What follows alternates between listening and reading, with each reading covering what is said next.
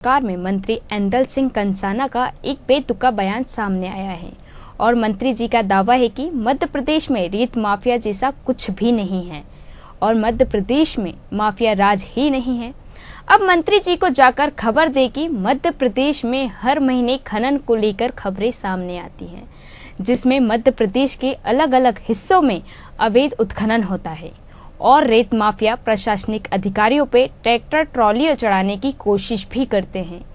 इतना ही नहीं, कई रेत माफियों को रोकने के लिए कई अधिकारी अपनी जान भी गंवा चुके हैं। इस मामले में हम आपको विस्तार से बताएंगे पूरे लेखा जोखा की रेत माफिया ऐसी कितने अनगिनत जान ले चुके हैं और मंत्री जी को भी बताने की कोशिश करेंगे कि मध्य प्रदेश में कोई रेत माफिया नहीं है या मंत्री जी अपनी आंखें बंद करके बैठे हुए हैं। नमस्कार, आप देख रहे हैं इंडिया अहेड और मैं हूं आपके साथ अश्विनी। दर्शकों को बता दें कि मध्य प्रदेश सरकार के कृषि मंत्री ऐंदल सिंह कंसाना का एक बेतुका बयान सोशल मीडिया पर जमकर वायरल हो रहा है, जिसको लेकर कांग्रेस भी प्रशासन पर कई गंभीर सवाल खड़े कर रही है। इसी बीच मीडिया से चर्चा करते हुए कृषि मंत्री ऐंदल सिंह कंसाना ने रेत माफिया को पेट माफिया बताया है।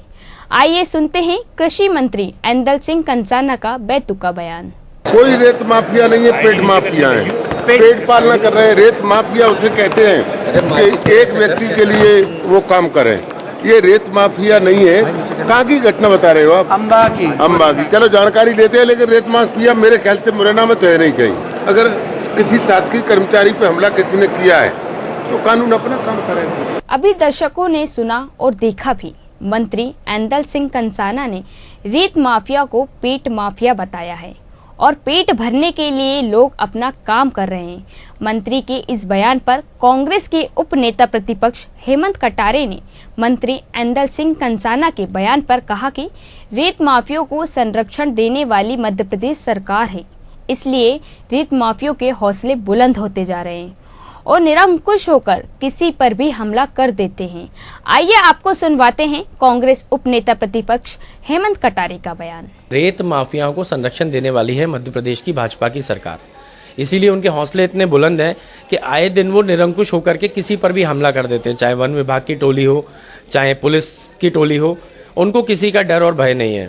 पूर्व में एक IPS के ऊपर भी हमला किया गया, आपने देखा होगा, और वहीं से मुरैना जिले से ही हमारे नेता जो मध्य प्रदेश विधानसभा की सर्वोच्च पद पर विराजमान है, वो भी वहीं से आते हैं। उनको इस बात का संज्ञान लेकर के इस विषय को हाउस में लेना चाहिए और किन मंत्रियों को, अधिकारियों का संरक्षण है, उनके ऊपर कार्रवाई के सख्त निर्देश देने चाहिए।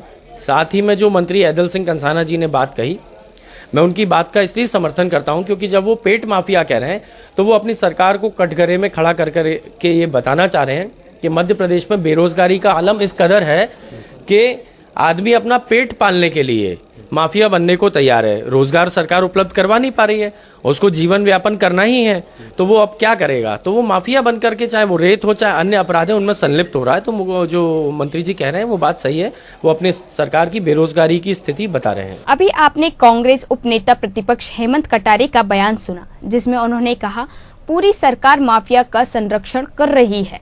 इसी बीच कांग्रेस विधायक जयवर्धन सिंह ने भी कहा कि ये सब सरकार के संरक्षण में हो रहा है और बीजेपी के नेताओं की मानसिकता कैसी है और माफिया क्या कर रहे हैं पे आइए आपको सुनवाते हैं कांग्रेस विधायक जयवर्धन सिंह का बयान। बड़ी दुख की बात है कि स्वयं कृषि मंत्री जी ऐसा बयान दे रहे हैं, जबकि एक मंत्री या विधायक का ये दायित्व होता है कि कोई अगर व्यक्ति अवैध काम करे, अवैध धंधा करे और अगर उस धंधे को रोकने के लिए स्वयं अधिकारी लोग वहां मौजूद रहे और उन पर ही ये लोग हमला कर दें, ये उचित नहीं है। और कहीं ना कहीं जो बयान मंत्री जी का आया है वो स्पष्ट दिखाता है कि भाजपा के मंत्री क्या मानसिकता। अभी दर्शकों ने सुना विपक्ष के बयानों को, जिसमें विपक्ष ने कहा कि सरकार रेत माफियों को बढ़ावा दे रही है। अब आपको बता दें कि रेत माफियों ने मुरैना के अंबाहा में वन टीम पर हमला कर जब्त किए गए ट्रैक्टर को छुड़ा लिया था। वहीं इस घटना पर मध्य प्रदेश विधानसभा में एक सवाल पर सोमावली विधायक और कृषि मंत्री कंसाना ने माफियों को पेट माफिया की उपाधि दी है। मंत्री जी के बयान पर अवैध रेत कारोबार और रेत माफियों को किसी भी नजर से देखें, लेकिन रूह कपा देने वाली हकीकत यह है कि अवैध रेत की इस कारोबार के आगे रेत माफिया लोगों की जान की कीमत नहीं समझ रहे हैं और अवैध रेत लेकर दौड़ लगा रहे हैं। साथ ही रेत माफिया औसतन हर साल 5 लोगों की जान ले रहे हैं। बता दें कि 2018 में रेत माफियों का आतंक 21 जून को देखने को मिला, जब मुख्यालय से 4 किलोमीटर दूर रामपुरगंज गांव के पास अवैध रेत के ट्रैक्टर ट्रॉली ने टक्कर मार दी थी। इसमें 15 लोग थे, जिसमें 12 लोगों की मौके पर ही मौत हो गई थी। आइए आपको GFX के माध्यम से बताते हैं कि ऐसे रेत माफियों ने अनगिनत लोगों की जान ले चुके हैं। कोई रेत माफिया नहीं है, पेट माफिया है।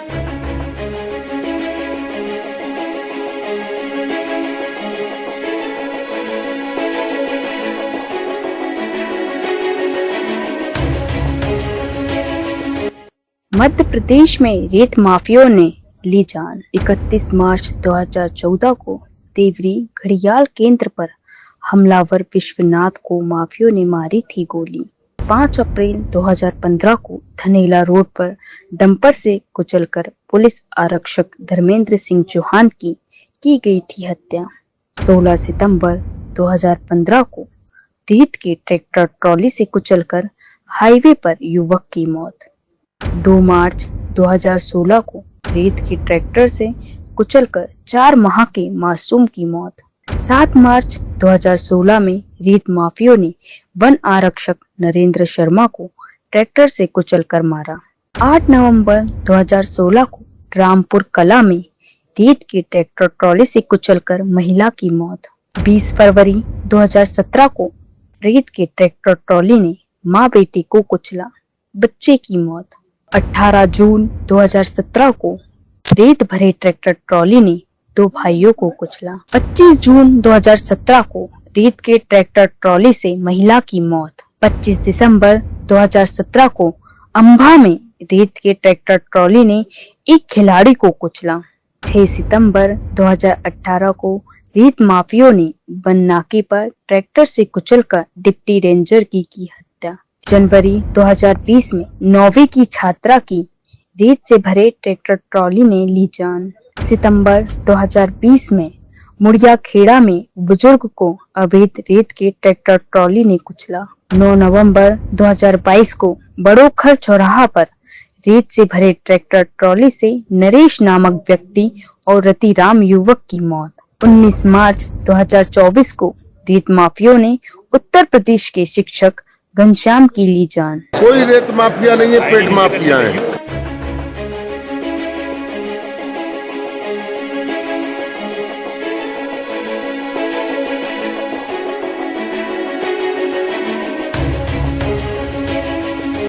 तो अभी आपने देखा कि रेत माफियों ने कितने लोगों की जान ली और मध्य प्रदेश के कृषि मंत्री ऐंदल सिंह कंसाना ने रेत माफियों को पेट माफिया कहा। साथ ही उन्होंने कहीं ना कहीं ये साबित करने की कोशिश भी की है कि जो रेत का माफिया है और पुलिस पर हमला करता है, वन कर्मियों पर हमला करता है, यह उसकी मजबूरी है क्योंकि उसको पेट पालना है।